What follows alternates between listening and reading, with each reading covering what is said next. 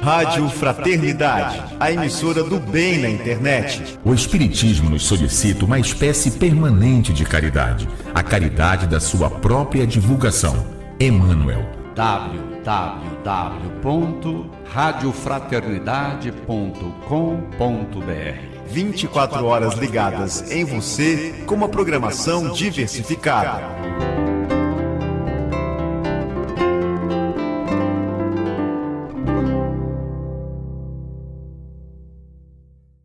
Você acompanha agora a palestra Não Andeis Ansiosos, expositor Rossandro Klingen, conferência ocorrida em 18 de outubro de 2015, na cidade de Fortaleza, Ceará, durante o 16º Congresso Espírita do Estado do Ceará. Honra e a alegria de novamente convidar a esta tribuna o confrade Rossandro Klingen para tratar da temática Não Andeis Ansiosos. Com a palavra, o nosso conferencista. Vamos lá, gente. Continuar aqui. Quem aqui é ansioso? Bem, vocês acham que isso é um problema de hoje? Será que é só hoje que a gente está ansioso?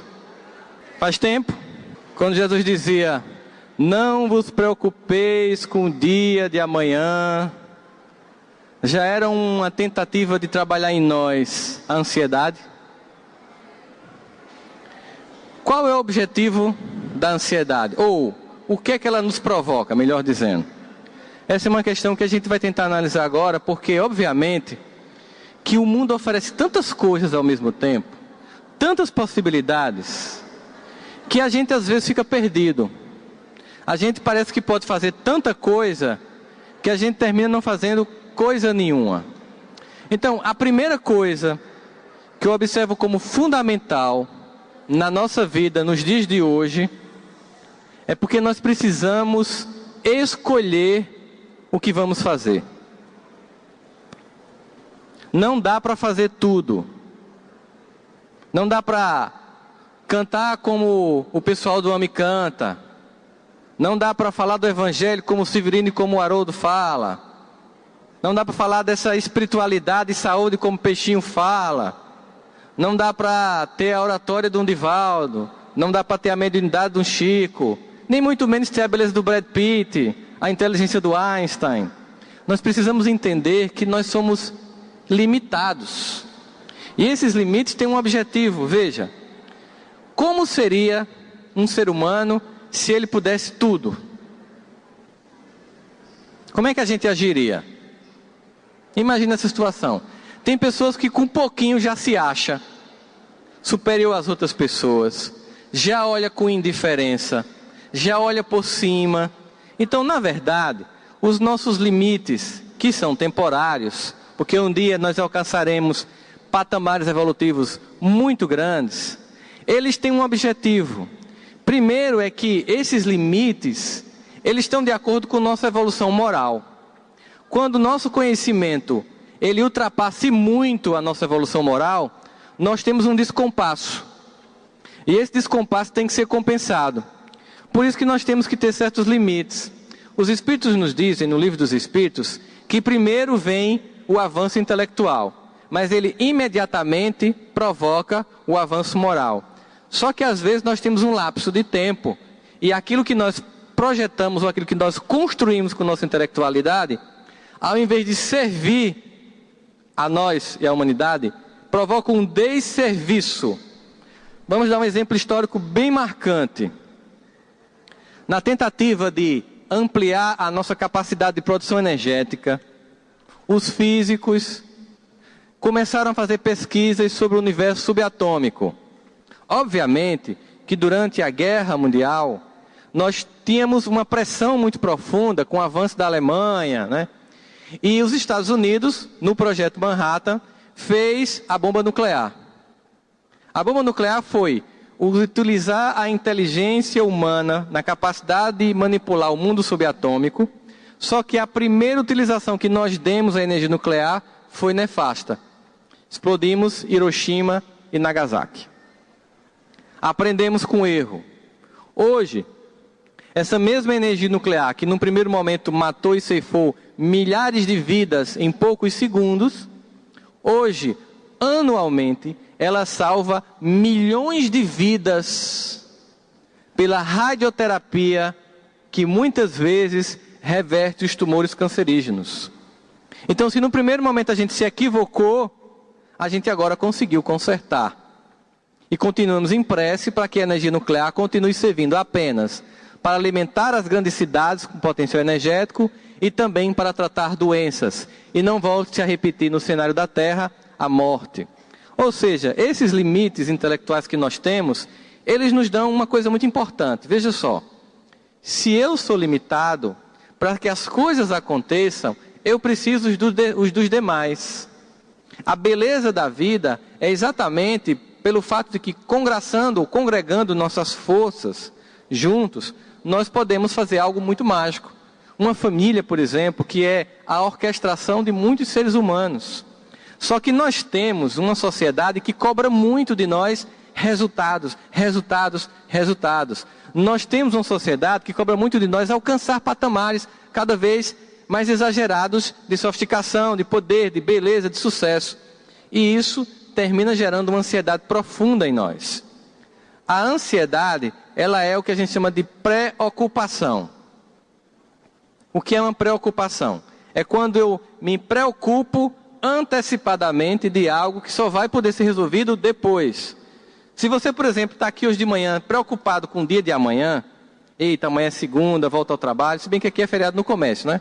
Então, mas amanhã é segunda, tem coisa para fazer, uma coisa para estar em dia, eu ainda tenho que terminar, não vai dar tempo para vir de tarde, tenho que fazer o almoço, pegar uma marmita.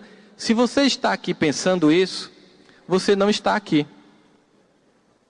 E por não estar aqui, você não aproveita o que esta manhã oferece para você. Porque você está com uma pré-ocupação, se ocupando previamente de algo que não vai ser resolvido agora. Então a primeira decisão que nós temos que trazer para a nossa mente no combate à ansiedade é pensar uma coisa óbvia, mas tentar colocar no cotidiano uma coisa de cada vez. Agora eu só posso fazer isso. E se você for homem, aí é que você é limitado mesmo. Porque mulher consegue fazer umas 5 coisas de uma vez só. Mulher consegue assistir um programa de receita de cozinha, enquanto fala com a vizinha o telefone, reproduzindo a receita, com o menino puxando a saia, chamando para alguma coisa. E ela dá conta de tudo isso. Homem não consegue. Quando o telefone toca, que a gente atende, que a mulher faz assim, diga não sei o que, aí você para assim, ou eu escuto você, ou eu escuto a pessoa. Não é assim? Então, quando você entende que você tem limites, você para e faz assim, bom, eu preciso me acalmar.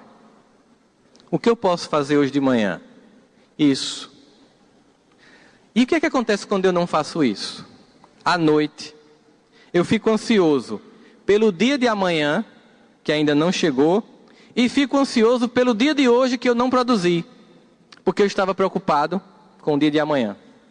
Eu fico lamentando porque não prestei atenção, eu fico lamentando porque não dei atenção à pessoa que me chamou, porque eu estava preocupado com amanhã.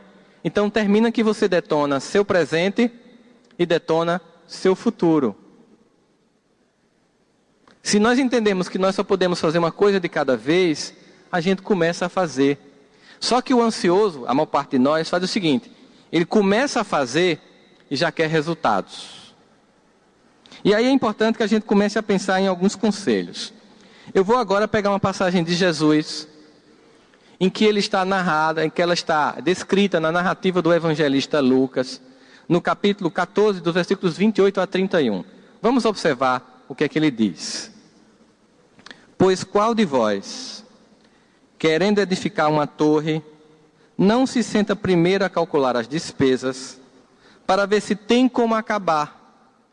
Porque não acontecer que depois de haver posto o alicerce, E não podendo acabar, todos que a virem começam a zombar dele, dizendo: este homem começou a edificar e não pôde acabar. Ele está dando um exemplo muito concreto da falta de planejamento com que muitos de nós executam a nossa própria existência. Seja nos nossos projetos profissionais, seja nos nossos projetos emocionais, seja nos nossos projetos espirituais. Qualquer atividade que a gente vai executar, precisamos de um mínimo de planejamento. E planejamento implica dizer, a primeira coisa para começar qualquer coisa é planejar e não fazer a coisa imediatamente. Então você senta e faz um projeto. Observe como é que a gente faz um projeto. A gente espera o final do ano para fazer uma avaliação de 365 dias de ano. Faz aquela avaliação pessoal da nossa vida, sob a pressão do Réveillon.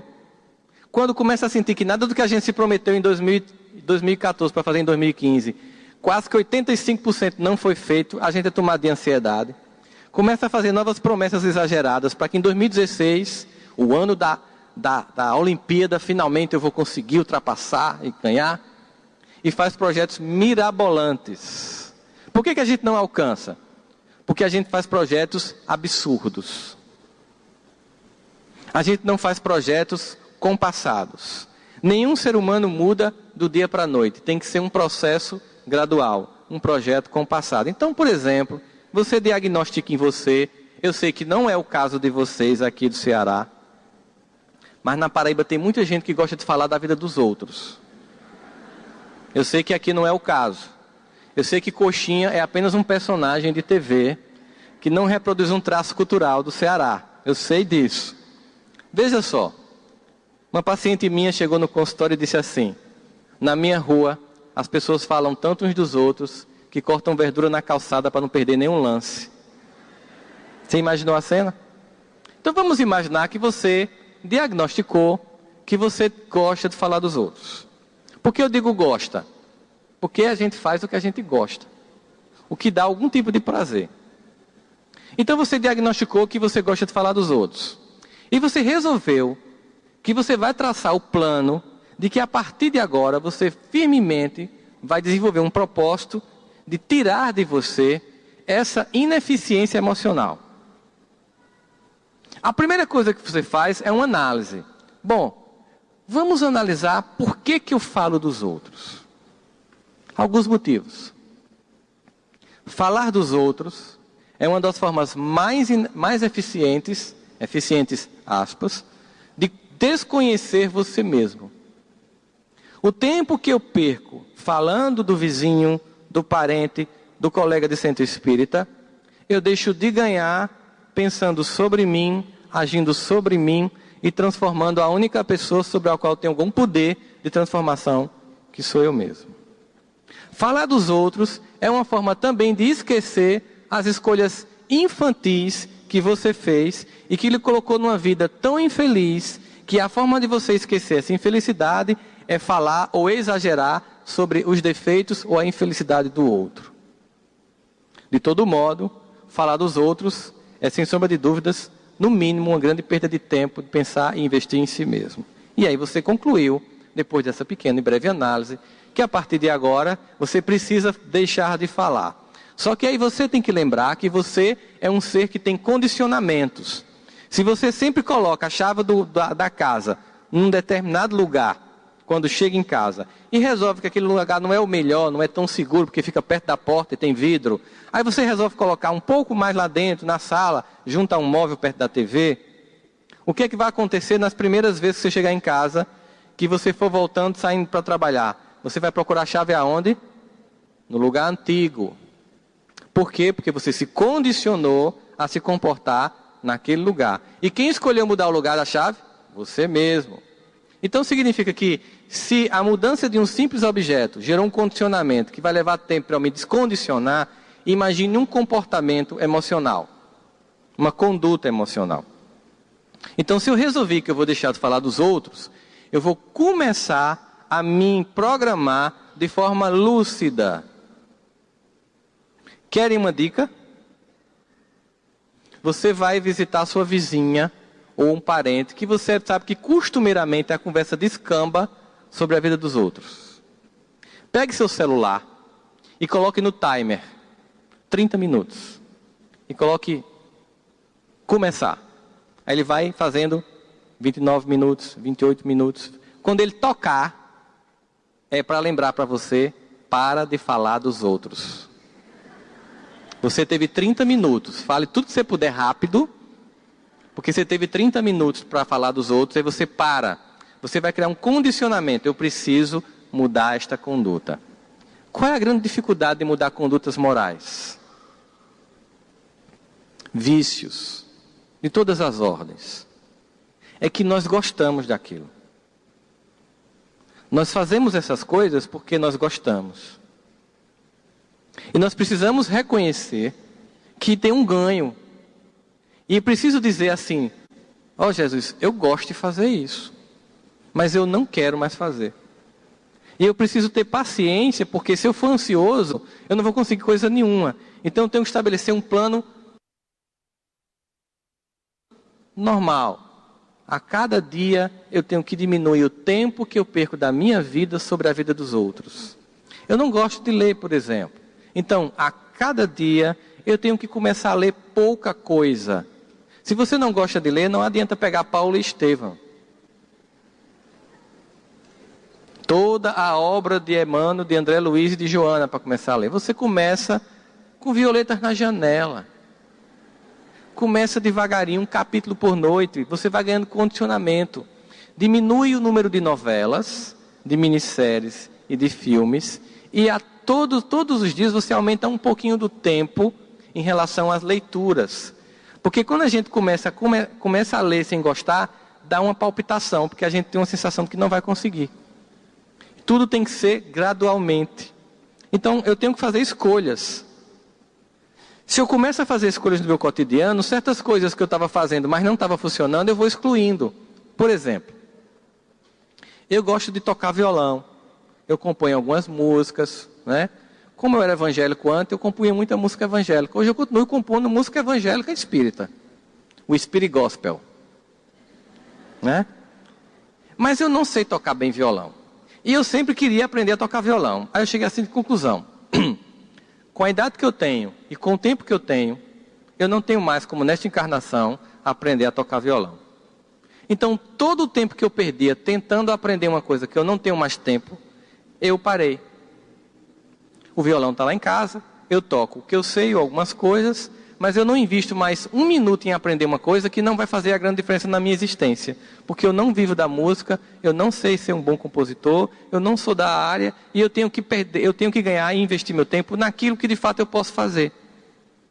Então quando você começa a excluir da sua vida um monte de coisinha que você passa, não, faz 10 anos que eu quero pintar telas. Aí você compra a tela, compra as tintas, começa, não aguenta o cheiro, dá preguiça e para. Veja quantas coisas a gente faz. Se eu pedisse para vocês agora abrir a bolsa e tirar da bolsa o que não serve, especialmente as mulheres. Vocês lembram do Capitão Caverna? Que tudo que ele queria tirava de dentro dele. Bolsa de mulher é assim. Pode sair até um míssil de dentro dela. Tem tudo o que você quiser. Né? Então se você fosse pensar assim, eu vou tirar da minha bolsa o que eu de fato não preciso, você ia ver que você ia ficar com a bolsa bem leve. Assim também é a mente. Se a gente começar a parar e pensar, eu tenho que do meu cotidiano tirar um monte de coisa que não adianta mais. Não adianta. Por exemplo, Rossandro, eu detesto academia. Eu também. Aí você se matricula, agora você tem que pagar 6 meses, né, para ter um desconto. Paga 6 meses, vai 15 dias e já está pago. Então, por que continuar pagando a academia se você sabe que não vai para a academia? Faça alguma outra coisa, porque tem que ser feita. Eu descobri que depois dos 40 tudo fica muito complicado. Tem uma leitura, por exemplo, de que tudo entra e nada sai. Tudo que você come não quer mais sair. Quer tomar posse de você. Por mais que você exerça esse corpo, não te pertence mais. A coisa fica. Então, se a coisa fica e você não gosta de academia, vai caminhar. Mas eu não consigo caminhar meia hora todo dia. É melhor caminhar 10 minutos do que não caminhar nada. Eu não consigo caminhar todo dia. É melhor caminhar um dia ou 2 dias do que não caminhar nenhum dia. Traduzindo, é melhor fazer uma coisa meia boca do que não fazer nada. Mas comece. Para isso você tem que tirar o lixo de um monte de coisa que não serve mais para você. Então esse planejamento aqui, que a gente vê na narrativa de Lucas, planeja primeiro e comece a executar. E tenha paciência por causa do tempo das coisas. Veja o drama que a gente vive no mundo hoje, por exemplo, da educação. Tudo no mundo hoje é muito rápido. Você vai na internet, coloca Oráculo da Humanidade Google. O que é isto? Aí ele responde. Antes de você digitar, ele já oferece uma possibilidade para você clicar e terminar a digitação. Você chega num shopping, entra numa fila de um fast food, pede a comida e de repente ela está lá do seu lado prontinha. Você pega seu filho, vai com ele no banco. Eu lembro porque uma vez eu estava na fila do caixa eletrônico e o pai e a menina disse: papai, eu queria comprar uma boneca. Aí o pai disse: não, meu amor, papai não tem dinheiro. Hoje, papai, é só botar o cartão aí que sai dinheiro da máquina. Na cabeça daquela criança, aquele processo é um processo mágico. Não existe um trabalho por trás para que aquele dinheiro chegue ali na máquina. Então ela desenvolveu uma ansiedade. Vocês lembram quando a gente ia comer pamonha no passado? Quem pagou Maró e fica daqui sabe o que eu estou dizendo. A gente, quando ia comer pamonha no passado, era assim. A gente pegava, ia para um sítio. Não era assim? Os homens iam para o milharal, pegavam as espigas. A gente chegava na casa de algum parente que morava na zona rural, começava a descascar, tirava os cabelinhos, aí a gente ralava, moía. Depois as pessoas começavam a cozinhar. E isso que começava de manhã e até às 5 da tarde. Minha avó, ela pegava a pamonha, ou especialmente a canjica, e colocava com canela o nome de cada neto. Meu nome não dava, Rossandro. Porque ficava uma travessa e não um prato de canjica. Ela botava Ross, somente. E eu esperava ansiosamente para aquele momento. Mas tinha um tempo, eu aprendia que tinha um tempo para aquilo acontecer. Agora você chega na panificadora, para o carro, pega a pamonha e leva para casa. Não é assim? Não existe processo. As crianças e os jovens de hoje desenvolveram a incapacidade de suportar processo. Como tudo é rápido, como tudo é muito rápido, a educação não é. As pessoas têm dificuldade de aprender e de estudar, porque a educação, ela exige processo. Foi publicado um artigo pela reitora da Universidade de Stanford, em que ela diz o seguinte: eu uso um texto há mais de 30 anos, um texto muito importante, que eu uso para os alunos. E eu percebi que dos últimos 5 anos para cá, e a cada ano piora, os alunos não conseguem mais ler esse texto. E não conseguem produzir um texto sobre esse texto depois. Eu conversei com uma querida amiga lá de Campina Grande, Denise, que também é expositora espírita, que já esteve lá com o Peixinho, lá na Bahia, no congresso. A gente esteve junto, não foi, Peixinho? Eu e Denise. Denise é pós-doutora em Linguística na universidade, e ela me disse que acontece a mesma coisa. Dos últimos 5 anos para cá, ela percebeu um declínio intelectual dos jovens na universidade. Por quê? Na comunicação via WhatsApp, você usa aglutinação do texto, você não tem tempo de aprofundar nenhum tema, porque você está lá num grupo familiar com não sei quantas pessoas ou de trabalho, e começa a discutir um tema, não dá tempo para argumentar nada, porque todo mundo vai postando opinião, e tudo fica tão superficial, que você desenvolve uma incapacidade de ler um texto com mais de 5 páginas, e uma incapacidade de produzir desse texto um texto de 1 página. Porque você no máximo digita ali no WhatsApp algumas palavras. E isso é um processo de ansiedade. A vida, ela exige etapas. Em algum momento você acumula um certo conteúdo e dá um salto, sim, mas porque você acumulou um conteúdo para dar um salto. Mas não um salto mágico, em que nada aconteceu. Então eu preciso investir, preciso ter tempo para desenvolver. Os jovens entram nas empresas hoje e eles já esperam, em menos de 2 anos, estar à frente da companhia. Eles não esperam reconhecimento, processos, etapas, idas e vindas para conquistar um espaço. Eles querem ser reconhecidos imediatamente. Em todo o movimento humano existem duas forças. A força da manutenção e a força da mudança. Dentro de um centro espírita, por exemplo, tem gente que quer mudar e tem gente que quer manter. Essa dinâmica, ela tem que ser otimizada. Se você nunca mudar, você envelhece, enrijece e desaparece. Se você sempre mudar, você nunca estabiliza, nunca cria constância e nunca cria disciplina. É preciso que haja os que querem manter e os que querem mudar, com flexibilidade de ambas as partes. Os que querem mudar, respeitar os que estão à frente. E os que querem manter, dar espaço para os que estão chegando. Quando você não faz isso, você, como instituição, morre. Eu já fui a alguns centros espíritas dar palestra e não tinha ninguém com menos de 50 anos. Aí eu pensei, meu Deus, acabou-se o centro. Daqui a mais 15, 20 anos, não tem ninguém aqui. Não tinha um jovem. E quando eu procurava saber, é porque nada podia ser mudado. Os jovens saíram do centro espírita. Nada pode ser transformado. Os jovens se afastam da instituição. Porque as pessoas não suportam mudanças ou querem mudanças muito rápidas. Nesse processo, a gente tem que entender que nos objetivos é preciso a paciência. Em Provérbios 13:16 diz: em tudo o homem prudente procede com conhecimento, mas o tolo espraia sua insensatez. Espraiar é um verbo que tem ligação com a palavra praia, é jogar na praia. Veja, a praia é muito grande. É para dar uma dimensão de que a pessoa tola, ela espalha logo. Ela primeiro não constrói, ela simplesmente espalha. A gente vê isso hoje, por exemplo, com o empobrecimento da coletividade humana nos dias de hoje.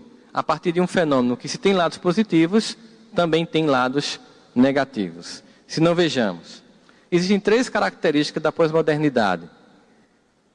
Essas 3 características, segundo um estudo da Universidade da Alemanha, publicado há mais ou menos 2 meses na revista Scientific American, sobre o impacto das redes sociais na vida dos seres humanos. Eles diagnosticaram 3 características. As 3 características da pós-modernidade é narcisismo, individualismo e inveja. As redes sociais ampliam muitas vezes o narcisismo, o individualismo e a inveja, provocando na audiência do seu Facebook, do seu Instagram, da sua rede social, um sentimento de ansiedade por não usufruir da suposta vida que você diz que tem. As pessoas postam uma suposta felicidade e não se preocupam com a dor, ou a angústia, ou a ansiedade que vai provocar nos que estão vendo. Às vezes é de uma futilidade tão absurda que chegam a postar que estou no restaurante tal, comendo tal coisa e ainda bota a foto do prato. Já viram isso? Ou faz um selfie com o prato, comendo camarões no Camarões, em Fortaleza. Aí, bota a foto do prato. Aí, na sua rede social, tem uma pessoa que tem uma vida muito simples, que não pode frequentar aquele restaurante. Sabe como ela se sente? Ansiosa, desprestigiada, angustiada. Um amigo meu, ele fez a seguinte postagem no Instagram e republicou no Facebook. Hoje, na minha nova casa no Alphaville, na varanda, numa noite romântica com minha esposa, tomando um vinho chileno, comendo fundi de 4 queijos. Aí colocou a foto da varanda, dele e da esposa. Aí eu mandei uma mensagem via WhatsApp para não postar embaixo. E eu disse assim, eu tenho intimidade com ele para dizer o que eu disse. Miserável amostrado. Se tu tivesse de fato numa noite romântica com tua esposa, as suas mãos não estavam no telefone. Deixe de ser amostrado, criatura. O que a Universidade da Alemanha constatou? Se você tem 1000 pessoas no seu Facebook, por exemplo, e você posta alguma coisa, e 100 curte, o que acontece com as outras 900? Eles constataram, com pesquisas e muitas entrevistas em vários lugares do mundo, que 87% das pessoas que estão na sua rede social lhe invejam. Cuidado agora com o que vai botar na rede social. Todo mundo vai sair daqui preocupado. Se magoam, se sentem tristes, se sentem menor. Quando André Luiz vai visitar as zonas inferiores, umbralinas, os mentores espirituais instruem ele a diminuir a luminosidade da própria dimensão espiritual para não fustigar os irmãos que estão em condição de miséria espiritual. Um amigo meu, que tem uma mediunidade bem ostensiva, me contou que ia passando perto de uma zona militar e como ele tem lembranças muito claras da vida dele anterior nessa área, o obsessor dele, que está sempre o tempo inteiro pirraçando com ele, disse: tu nem pode entrar mais aqui, sabia? Aí ele fez: tem tu que está desencarnado. Quando ele chegou no hotel, que ele ia de férias com a esposa, ele levou uma queda e quebrou o joelho. Teve que voltar e ficar 40 dias imobilizado. Na mediúnica ele ouviu o seguinte, o mentor espiritual: ô meu irmão, não faça mais isso com seus obsessores. São pessoas que você machucou muito e que estão sofrendo profundamente. Lembre de André Luiz e os mentores espirituais que, descendo as zonas umbralinas, diminuíram a própria luz. E você, meu irmão, que nem luz tem para diminuir. Aí hoje em dia, ele não faz mais isso. Quando nós postamos a nossa suposta felicidade, nós geramos muita angústia e muita ansiedade nas pessoas que não podem usufruir do padrão de vida que você tem. As redes sociais não podem ser uma coluna social particular em que você vive a mostrar a sua vida glamourosa enquanto muitos sofrem e pouco têm. Nós temos que entender que nós temos uma responsabilidade sobre a forma como nós nos comportamos, porque isso impacta sobre a vida das outras pessoas. E é preciso que nós tenhamos simplicidade, leveza no trato com nossos irmãos. Porque nós também temos nossas angústias, nós também temos as nossas dificuldades. Por isso que nesse processo nós temos que aprender que ao mesmo tempo em que eu me desenvolvo como pessoa e que eu brilho, que eu aconteço, não apenas para minha satisfação de ego temporal, mas para cumprir uma tarefa de multiplicar os talentos que Deus me deu, ao mesmo tempo eu tenho que trabalhar meu ego, para que ele não sobrepuje a minha tarefa iluminativa.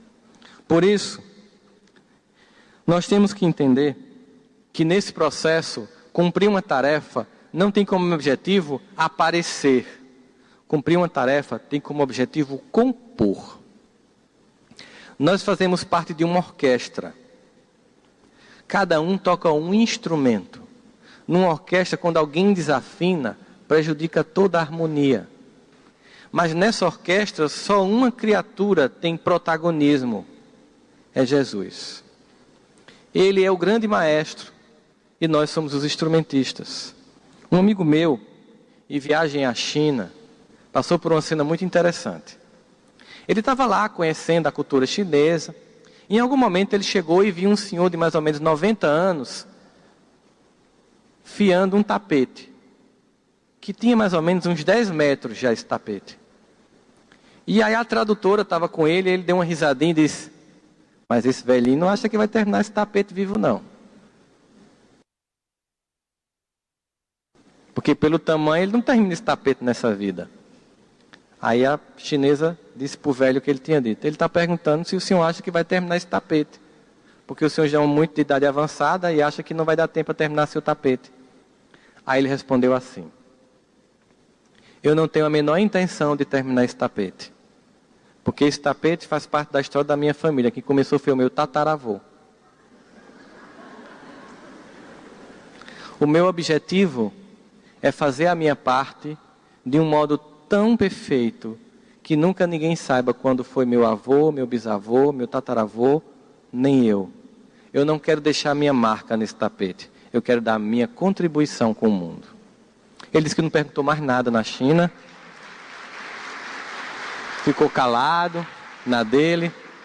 Porque ele entendeu uma coisa muito importante. Eu tenho que brilhar sem me exibir. Parece antagônico? Observe. Nós temos que brilhar sem nos exibir. Quando eu quero me exibir, eu fico ansioso. Porque quando eu quero me exibir, sabe o que é que eu quero? Eu quero agradar os outros. Eu quero mostrar para os outros. Eu quero viver em função dos outros. Quando eu quero fazer a minha parte com brilho, eu quero compor na trajetória da constelação dos mundos a minha contribuição com a evolução das coisas. Mas não necessariamente me destacar por isso. Nós todos apenas temos que compor. Nesse projeto que nós estamos aqui na Terra, todos temos um papel essencial. Ansiedade é quando eu acho que o meu papel não está sendo feito ou quando eu não faço ele da forma como ele deve ser feito. Quando eu fico me comparando com as pessoas, eu fico ansioso, porque eu acho que eu estou atrasado. Quando eu vejo que eu não tenho os títulos de fulano, eu me sinto inferior a fulano. Quando eu vejo que eu não tenho as casas que fulano tem, eu me sinto inferior à pessoa. Essa sensação me provoca uma profunda ansiedade, porque eu começo, em vez de viver o meu projeto de vida, começo a querer viver o projeto da outra criatura, e isso me provoca muita ansiedade, porque aquele é o percurso daquela pessoa. Não é o meu percurso. Porque brilhar não é virar uma celebridade. Brilhar é fazer aonde eu estiver o que tem que ser feito com muita competência para servir a humanidade. Porque, na verdade, qualquer vida, por mais simples que seja, pode ser uma vida feliz. Nós criamos critérios que o mundo, aliás, cria, que nós compramos, que apenas nos provoca muita angústia e muita ansiedade. Por ser e ter tudo que as pessoas têm, se criou hoje um frenesi no mundo de consumismo que dá diagnóstico de felicidade com compras. Vocês observam que a mídia, quando vai descrever o Natal, por exemplo, ela vai dizer se o Natal vai ser um Natal bom ou não, conforme o índice de consumo de shopping centers. Certamente vocês vão ver a mídia dizendo que esse Natal vai ser um Natal ruim. Porque vai ter menos consumo nos shopping centers e nas lojas. Olha o que é a descrição de Natal. Natal é uma data, e não importa se ela está correta no calendário, se for em março ou se for em dezembro, que Jesus veio materialmente ao mundo, mas o importante é que ele veio. Isso é importante demais. Natal é uma data que lembra para todos nós que um dia, por excesso de misericórdia e de bondade, Deus, em seu coração infinitamente amoroso, nos enviou um dos seus mais lúcidos e brilhantes filhos, Jesus, que veio à terra para nos trazer a serenidade, nos trazer paz. Paz, como ele diz, que excede todo entendimento humano, porque paz, na concepção humana, é estar com um concurso público, ganhando bem, morando na praia. Se os outros estão mal e perdendo emprego, não tenho nada a ver com isso. Eu estou bem, eu estou em paz. Paz, segundo o Evangelho de Jesus, é simplesmente, não importa em que condição material esteja, eu tenho esperança e tenho paz. Porque segundo a descrição do próprio Paulo, que muitas vezes deslocadas do contexto dentro das suas epístolas e das suas cartas, parece uma pregação incoerente. Quando você vê alguém colocando assim, no carro, tudo posso naquele que me fortalece, e é um Mercedes-Benz ou um BMW, você fica pensando, este pode muito. Porque parece que é, tudo posso naquele que me fortalece. Tirado do contexto, vira pretexto para preconizar ideias equivocadas, gerando angústia. Na verdade, Paulo antes disso diz, enfim, meus irmãos, eu aprendi a viver com muito e aprendi a viver com pouco, eu aprendi a viver na abundância e aprendi a viver na escassez, porque eu tudo posso naquele que me fortalece, pois me fortalece todos os dias. E aí você se entrega. Para que ansiedade? Mas se entregar é parar de agir? Se eu não vou ficar ansioso, eu vou parar de agir? Eu vou só fazer uma oração e entregar a Jesus? O que é que vocês acham? Eu vou entregar. Joana de Ângeles consegue então aglutinar num conceito aquilo que parecia incoerente, aquilo que parecia não ter sentido de andar junto, na mesma frase, duas capacidades ou dois verbos. Ora a pessoa é resignada, ora a pessoa age. Joana aglutina o conceito dizendo, precisamos desenvolver uma resignação dinâmica. Olha que coisa incrível. A resignação dinâmica é assim. Pai do céu, eu aceito a condição, ora, colocada em minha vida. Eu não reclamo, eu não me estresso, eu aceito. Mas, ao mesmo tempo, desenvolvo uma dinâmica para mudar esta situação. Eu não me magoo com ela, eu não me desespero com ela, eu não fico ansioso por causa dessa condição da minha vida, por este meu relacionamento, por este meu emprego, por qualquer coisa que o seja, eu aceito o que está posto, mas inicio um processo para mudar o que está posto. E lembre-se, esse entregar-se é nessa condição. E a dinâmica é nossa, e não de Deus, porque Ele não vai fazer a nossa parte. Lembrem-se disso. As pessoas, na sua ansiedade, querem que Deus faça mais do que Ele faz. E o problema não é que Deus não faz a parte dele, Ele jamais deixa. Somos nós que não fazemos a nossa parte e ficamos ansiosos. Lembre-se da ressurreição de Lázaro. Jesus tinha 32 anos quando vai visitar Lázaro. Ele adia a visita. Inclusive, uma das irmãs de Lázaro diz, se tivestes vindo antes, talvez ele não tivesse morrido. Ela estava ansiosa, ainda estava questionando Jesus. Pô, o cara chegasse atrasado, velho. Por que ele chegou atrasado? Olha a nossa sociedade. Por que Jesus chegou atrasado? Tem muitas leituras.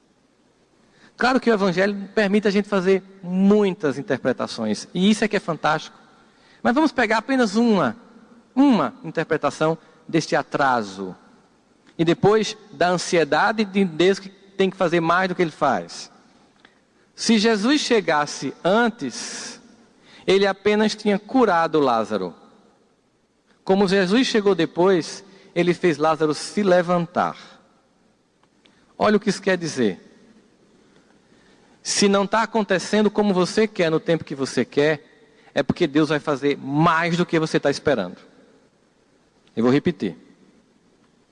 Se não está acontecendo do jeito que você quer e no tempo que você quer, se você aceitar a condição do tempo de Deus, Ele vai fazer na sua vida muito mais do que você está esperando. Muito mais. Só que Ele precisa da sua participação. Ele não faz a nossa parte. Quando finalmente Jesus chega ao lugar onde Lázaro estava enterrado, para a ansiedade da família e da multidão que o esperava, já com 32 anos ele já tinha feito muitos dos prodígios que o destacaram entre os muitos que se diziam o Messias prometido. Ele tinha que se destacar fazendo os prodígios que realizou. Então um homem que já tinha multiplicado pães e peixes, andado sobre o mar da Galileia, curado leprosos, se ele estava visitando uma pessoa que tinha morrido, qual era a expectativa natural da multidão? Que ele apenas fosse depositar flores, que nem era um costume daquele povo? Ou apenas fazer uma oração? Não. A expectativa natural da multidão é que ele levantasse Lázaro mesmo. Na verdade, as pessoas esperavam aquilo. Só que, lá naquela época, não havia túmulos. Nem muito menos aqueles cemitérios tipo parque de grama, como a gente tem hoje em dia. As pessoas eram colocadas em cavernas, e como o estado de decomposição cadavérica do corpo gerava um fedor muito grande, eles empurravam uma pedra para tampar a caverna. Chegando naquele lugar, imagina a multidão todinha ao redor, vendo a atitude de Jesus, ele diz, retirem a pedra. As pessoas vão lá e empurram a pedra. Lázaro, que não estava num caixão, porque ninguém se enterra com caixão naquela região, eles são atados com uma espécie de pano branco. Vocês já viram várias vezes isso, quando morre alguém, né, naquela briga entre Israel e palestinos, eles ficam com a pessoa, feita uma múmia aqui num pano branco.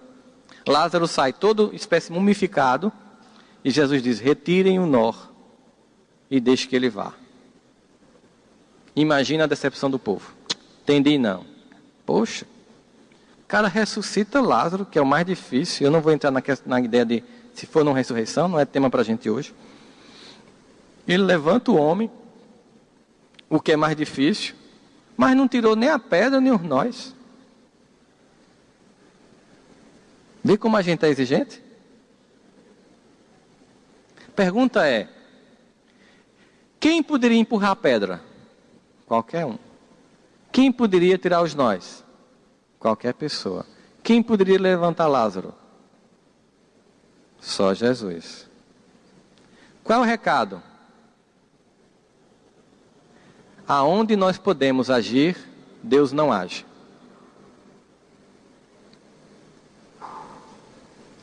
Aonde nós podemos agir, Deus não age.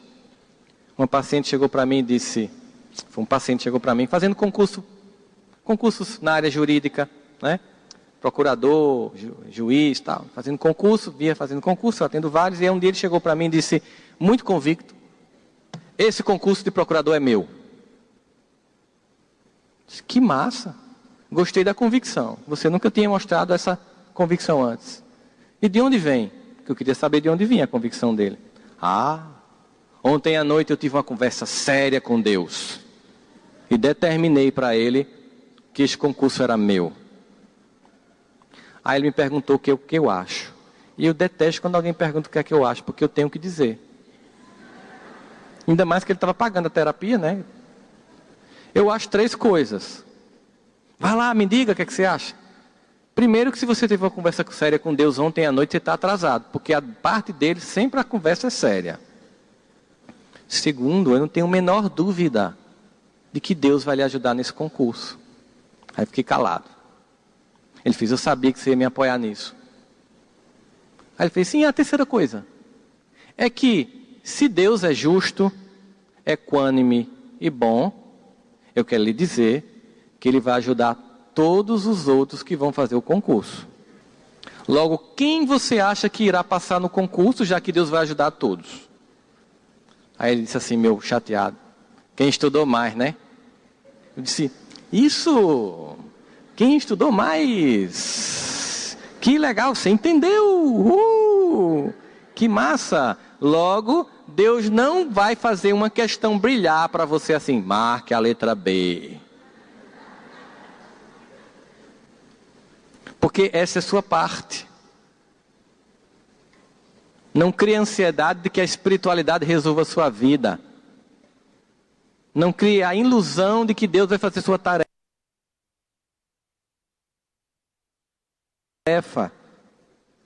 Mas você tem que selecionar, fazendo a sua parte. Selecionando no que você tem que investir. Deixando de querer ser e fazer tudo ao mesmo tempo. Uma coisa de cada vez. Esperando e agindo. Esperar não no verbo de parar, mas de esperançar, de agir. Esperando e agindo, você vai construindo serenidade. E vai vendo as coisas acumulando. Vai vendo o seu processo se desenvolvendo. E você vai se acalmando. E as coisas começam a fluir. Mas quando você quer que tudo aconteça ao mesmo tempo, termina que nada acontece. Quem tenta fazer tudo, faz tudo mal feito. A gente sabe disso. O que é que acontece numa casa espírita? Que a pessoa que dirige, ela é o palestrante, o médium, o dirigente, faz tudo e não delega para ninguém. Nada flui e todo mundo vai embora. O que acontece quando você delega e deixa as pessoas fazerem e acontecerem? Todo mundo faz sua parte e todos crescem juntos. Eu preciso entender que eu não posso fazer tudo. Tem gente que tem filho de 30 anos e ainda liga para saber se já tomou café. E quando o filho casa, que a mulher não é idiota como a mãe, ela fica com raiva da mulher porque não faz o que a mãe fez. Não trata meu filho direito. Não faz o café. Não bota a toalhinha para tomar banho. Não bota a sandalinha de Habib. Não faz massagenzinha no pé. Aí odeia a nora. E nem sabe que ela estava esperando que a nora fosse uma esposa-mãe. E quando a esposa vira mãe do marido, o casamento acaba. Já viu isso? Quando o marido vira o pai da esposa, o casamento acaba. Aquela ansiedade de que todos façam tudo como eu quero, ou que eu tenho que fazer sempre tudo e controle todas as coisas. É entregar-se e escolher o que tem que ser feito. Sobre esse tema se pode falar muita coisa, mas a coisa que eu queria que nós desenvolvêssemos aqui, a capacidade clara de entender, é que eu tenho que aceitar os meus limites, eu tenho que entender que eu não posso fazer todas as coisas, eu tenho que selecionar na minha vida o que realmente não vale mais apenas investir e tenho que focar naquilo que eu já sou bom. Aí você desenvolve mais aquela competência. Tanto que hoje em dia, nós não temos aqueles gênios da humanidade que sabiam várias coisas. Nós temos pessoas que sabem muito uma coisa. A pessoa estuda muita física quântica, ele é muito bom naquilo. A pessoa estuda muita história, ele é muito bom naquilo. Aí por que eu tenho que saber quântica, história, evangelho, tradução, grego? Não dá. Cada um compõe uma tarefa e nós juntos fazemos parte dessa orquestra e tocamos na instrumentalização do universo. Então, ao mesmo tempo, no primeiro momento, hoje de manhã, eu solicitei brilhar, acontecer, deixar de se sentir menor, servir, deixar de pedir e oferecer. E agora eu estou dizendo, com calma, com serenidade, com tranquilidade, no tempo das coisas, sem querer aparecer. Porque quando a gente quer aparecer, a gente fica ansioso, o ego se destrói, porque deixa de fazer uma tarefa que não é nossa, para fazer uma tarefa que é de Deus. Nós somos instrumentos da ação de Deus no mundo. A luz que muitas vezes veio em nós, no fundo vem e emana dele. Portanto, disso não temos que ter orgulho, mas ao mesmo tempo temos que ter compromisso de fazer essa luz brilhar. E olha que processo. Eu tenho que acontecer sem aparecer. Eu tenho que brilhar sem ofuscar. Eu tenho que me amar sem ser narcisista. Eu tenho que me desenvolver sem ser egocêntrico. Parece difícil? Mas vamos imaginar o seguinte. Dá para fazer isso de forma equilibrada? Vocês acham que dá? Sinceramente? Pode responder. Acho que dá? Dá para fazer assim bem harmonicamente? Ou não? Ou nesse processo de crescimento eu posso ficar egocêntrico? Posso ou não posso? Respondam, por favor. Sem medo. Se você começa a brilhar, você não tem uma tendência a ficar egocêntrico? Isso deve lhe impedir de brilhar? Olha o que eu entendi. Acontecer é uma tarefa nossa. Brilhe. Se seu ego subir, não se preocupe. Deus baixa. É tarefa dele. Ele dá um jeito de você entender a questão. Agora, subir é tarefa sua. Portanto, você pode ficar pensando, no primeiro momento da sua fala, parece que você estava trabalhando no nosso egocentrismo. É verdade. Aí você pode perguntar então, que foi uma pergunta que foi feita na federação, quando eu vim aqui, há uns 2 meses atrás, não foi, Simone? Uma pessoa perguntou, quando você fala isso, não parece que você está querendo que a gente seja uma pessoa egocêntrica? 12 horas. E tem muita gente que serve a Deus e é egocêntrico, eu disse. Deus vai botar seu ego no lugar certo. Agora, subir ele é tarefa sua. Porque você vai acontecendo e você vai produzindo. Eu tenho um amigo que ele é um inventor, mas é um inventor mesmo. Quando ele tinha 15 anos de idade, é o recado? Eu gosto das sutilezas, massas. Se eu fosse médio, eu pensava que chegou um inventor espiritual. Quando ele tinha 15 anos de idade, aliás, 16 anos de idade, o pai dele disse, eu vou lhe mandar para a China, aliás, para o Japão, para você passar 1 ano na Toyota aprendendo produção. Aí ele disse, papai, quanto é isso? Ele disse, vai ser $40 mil. Aí ele disse, isso dá para comprar uma D20, que era um carro bom da época, dos anos 80. Ele disse, dá. Pô, papai, eu prefiro uma D20. Eu não quero ir para o Japão, não. Ele disse, você prefere, mas quem manda em você sou eu. Você vai para o Japão. Porque se eu lhe der uma D20, você vai achar que é alguma coisa. Quando você for para o Japão, você vai aprender que você não é grande coisa. E você vai descobrir uma coisa, meu filho. Você precisa ser um homem bom, mas também ser um homem capaz e inteligente. Se você for um homem bom, mas não for inteligente, as pessoas vão gostar muito de você, mas você não vai poder fazer nada por elas, porque você não vai ter inteligência para agir no mundo. Se você for uma pessoa muito inteligente, mas não for bom, você vai ter muito dinheiro, mas vai se destruir, porque sem a bondade, o dinheiro destrói quem ele tem. Então eu quero que você aprenda a ser bom e a ser inteligente, porque você vai poder servir de forma eficiente no mundo. Hoje ele inventa coisas. Ele é milionário. Mas sabe o que é um milionário? Nós somos muitos amigos. Quando nós viajamos para algum país, ele fica no hotel que eu posso pagar. Porque ele pode pagar $3 mil numa diária. Eu nem de sonho isso. Quando a gente vai para um restaurante, ele vai para o restaurante que eu posso pagar. Aí depois de ficar muito angustiado com aquela situação, eu digo, vamos fazer o seguinte, amanhã e depois da manhã, eu vou com minha esposa para outra cidade, para você poder ser rico. Porque eu fico lhe impedindo de ser rico. Vá para o hotel bem massa, vá para um restaurante que o vinho é $7 mil. Você pode, eu não posso, e eu não vou ficar triste porque eu não posso, mas eu não vou lhe impedir de ser assim. E a gente consegue viver com o outro sem problema nenhum. Eu nem fico triste porque não sou como ele, nem ele fica triste porque eu não peço dele ser como ele é. Porque o importante é que quando a gente entende que Deus opera em qualquer existência e transforma qualquer vida, a gente vê beleza em tudo e vê o potencial que nós temos de ser feliz em qualquer lugar. Foi voltando de uma viagem como esta com outro amigo meu, chegando em Recife no aeroporto. Nós vimos de uma viagem internacional, tínhamos lá fazer palestras profissionais. Nós paramos em Recife, voltando para Campinas, nós passamos por uma cidade do interior de Pernambuco chamada Juripiranga, que tem 3 mil habitantes. Juripiranga em Tupi-Guarani significa ave que canta.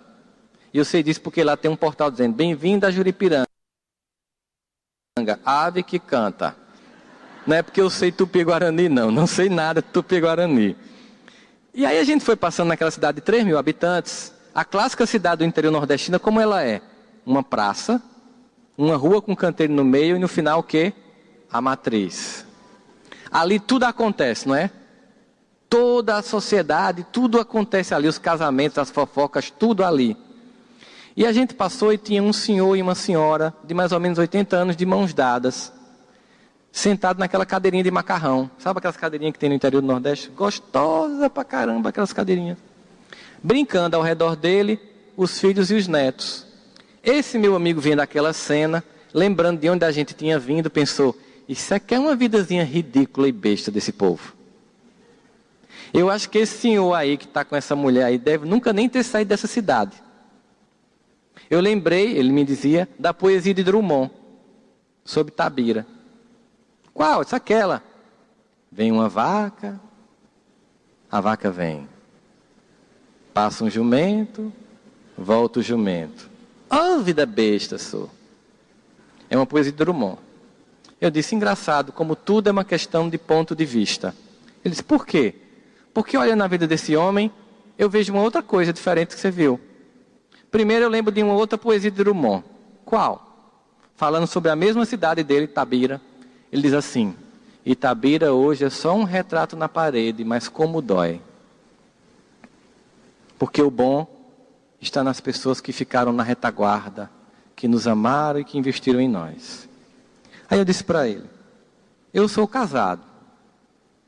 E olhando esse senhor e essa senhora, eu peço a Deus o seguinte, que eu consiga, aos 80 anos, tocar na minha esposa com o mesmo carinho que ele toca na esposa dele. Que eu consiga, aos 80 anos, ser alguém tão querido que os meus filhos e que meus netos queiram estar ao meu redor no domingo à tarde. E se eu conseguir isso, não importa se eu tenha morado numa cidade de 3 mil habitantes e nunca tenha saído daqui, nem visto o mar, eu vou ter tido tudo menos uma vida besta. Besta é a gente que acha que voltou do exterior é grande coisa.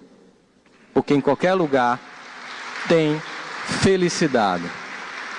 Porque dizem pra gente que felicidade é passar o Réveillon em Sydney, na Austrália, vendo a queima de fogos na ponte em frente ao Teatro de Ópera. Ou estar no Champs-Élysées, perto da Torre Eiffel, vendo a queima de fogos, tomando champanhe a não sei quantos graus abaixo de zero. Ou está vendo a Big Apple descer em Nova York. Ou está com 3 milhões de pessoas que você nem conhece em Copacabana.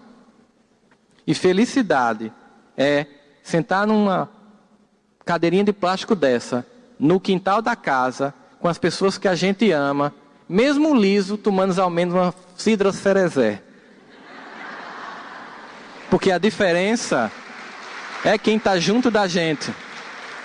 E tudo mais é uma fantasia ansiosa que não nos leva a lugar nenhum se a gente tivesse a serenidade que nós precisamos ter todos os dias, muito menos do que pedir, nós nos ajoelharíamos a Deus para agradecer todo o amor que em nossa vida foi, está sendo e será depositado. Muita paz, meus irmãos.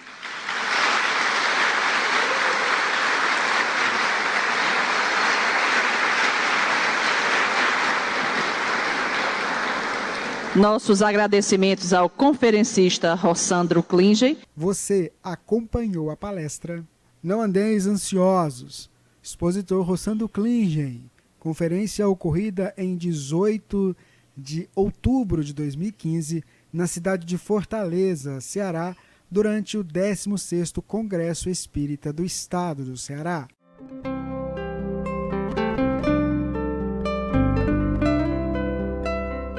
Rádio Fraternidade, a emissora do bem na internet. O Espiritismo nos solicita uma espécie permanente de caridade, a caridade da sua própria divulgação. Emmanuel. www.radiofraternidade.com.br 24 horas ligadas em você com uma programação diversificada.